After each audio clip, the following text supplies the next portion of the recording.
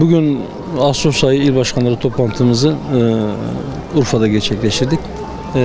Daha önceden zaten kararlaştırılmıştı. Bu toplantımızı Urfa'da yapacaktık.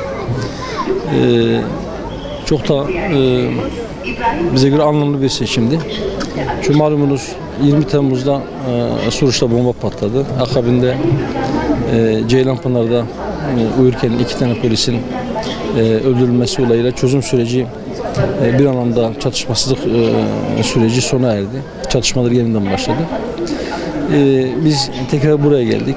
Bu toplumun barışa, çatışmasızlığa ihtiyacı olduğunu, silahların devreden çıkması gerektiği mesajını bir anlamda fiili duruşumuzla da verdik. Bir de burada Hazreti İbrahim'in makamını ziyaret ettik. Üstad Bediüzzaman'ın ilk defnedildiği mezar yerini ziyaret ettik. O Hazreti İbrahim ki putları kıran ve o dönemin putperest sistemine baş kaldıran, put yapıcı babasına baş kaldıran ve alemleri yaratan Rabbime yöneldim. Veccehtu vecihellezi fataras semavati vel ard diyen Hazreti İbrahim'in makamını, onun doğduğu yeri, mağarayı ziyaret ettik. La uhibbul afilin, batan şeyleri sevmem diyen Hazreti İbrahim'in dünyadaki her şey geçicidir. Güneş batıyor, gece gündüz devrediyor.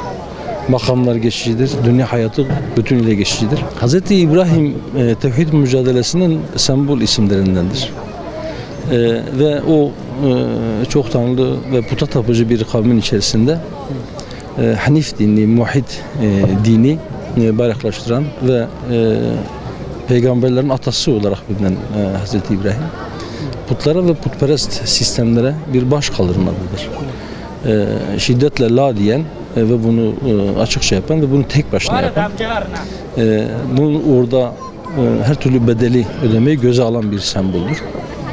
Yine cömertliğin sembolüdür. Halilullah makamına ulaşmasının sebebi onun sabah ve akşam yemeklerini misafirsiz yememesidir.